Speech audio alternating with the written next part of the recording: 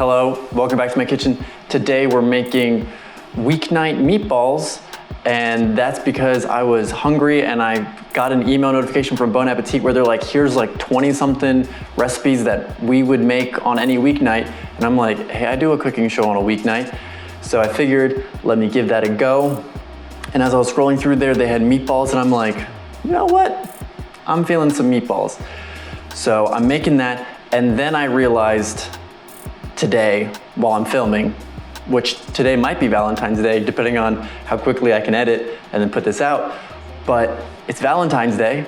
Clearly I'm super single and didn't even realize that it's coming up. So I was like, how can I make this themed of Valentine's Day?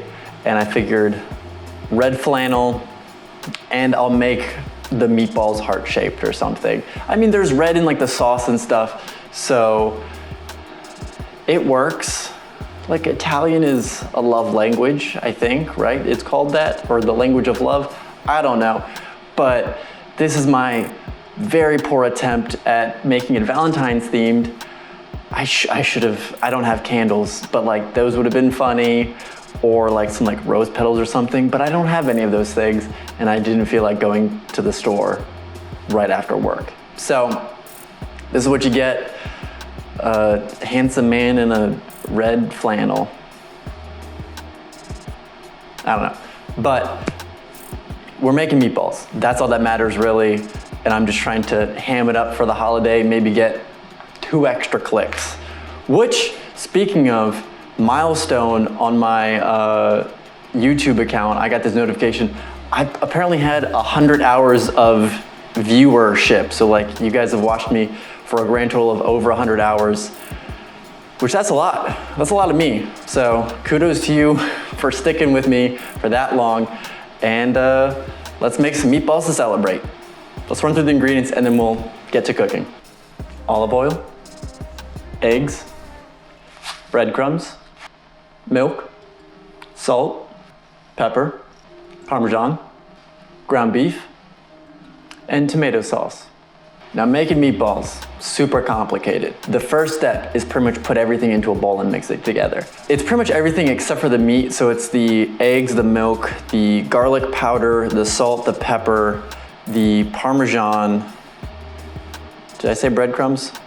Pretty much everything, just not the meat. Oh, and some extra virgin olive oil. All those go in there, and then it says the instructions with a sturdy wooden spoon to vigorously stir. So do that, and you're looking for a smooth paste-like consistency at the end of it. So take out some frustration, I think, on this mixture by vigorously stirring it with a sturdy wooden spoon.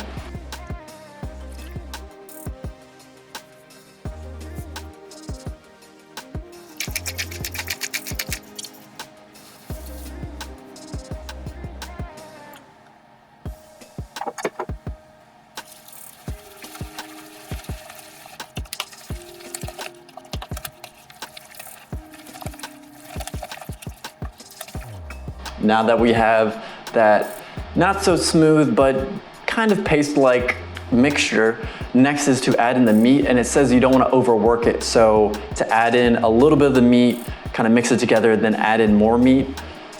So we'll see how that goes. I don't really see how that's gonna, it just seems like part of the meat's gonna get way more work than the other part, but I'm just gonna blindly follow instructions because love is blind. Back to the theme of the day. Let's just do this step.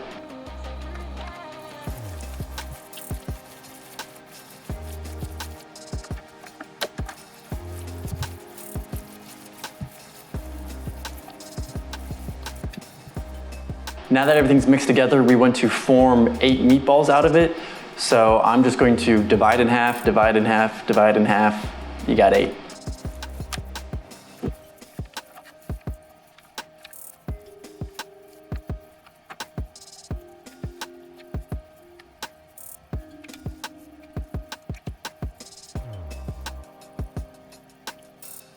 So the next step is going to be to bake the meatballs at 425 for 15 minutes, and then we're going to flip them and then cook another 5 to 7 minutes. We're looking for an internal temperature of 160.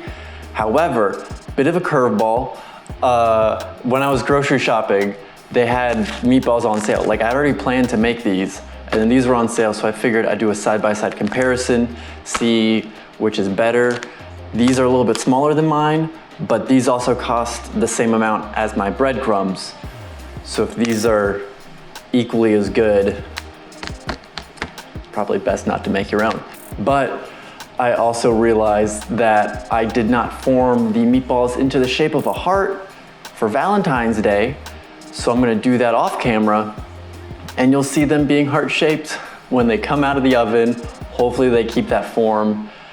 And if not, I have the meatballs left over because I'm only doing 4 as a backup. I can do some shady off-camera manipulation of time, so we'll be fine. Recap, 425, 15 minutes, flip, 5 to 7 more minutes. Just internal temperature 160. That's the goal. Don't want to poison yourself. Another twist.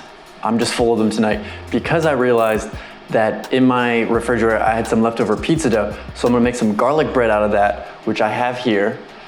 And it's pretty simple. It's just pizza dough, butter, garlic, a little bit of garlic powder, a little bit of garlic salt, and then pepper. And we'll see if that works. I've never made garlic bread like this before, but I figured it would be a good addition to the meatballs, and I figure I'm also gonna throw in some pasta, really make a meal out of this. So this is not planned in the itinerary, but hopefully it works. I realize I could have also made this heart-shaped. I'm not gonna do that. I'm just gonna throw it in. But give some garlic bread a go. Unless this fails, then don't do this. All right, so I have a few things. This is the final product that I plated up that I'm gonna eat, and then I realized that having like the sauce and all that stuff on there might skew the data. So I cut up a little bit here. Also with the sauce on, you couldn't see that the hearts kind of worked. It's not the best, but it looks like a heart still. And I have a little piece of the garlic bread that I'm gonna try on the side. But I have store-bought meatball, and then my meatball, little slices that I can give a taste, and then I'll let you know how they compare. From the cross section, I mean, they both look really good. Mine definitely has like breadcrumbs in it. I looked at the ingredients of the store-bought one, no breadcrumbs, and it's also pork. So like mine's beef, it's pork.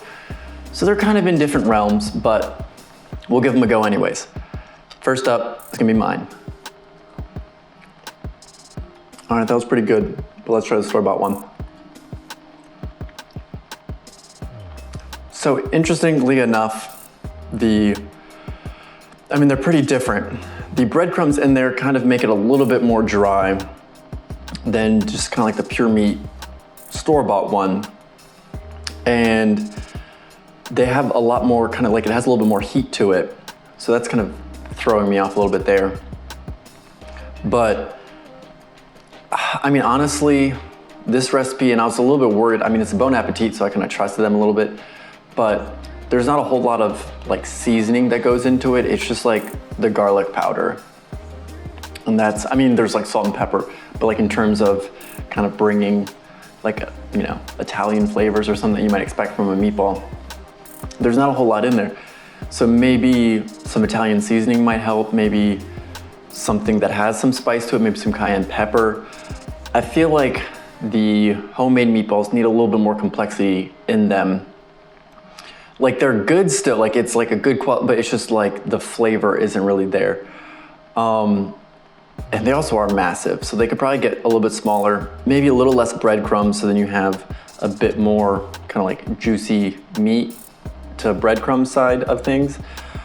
But overall, very tasty. I just like the seasoning that is within the store-bought one, which I feel like with another go, you can have a contender in the homemade one.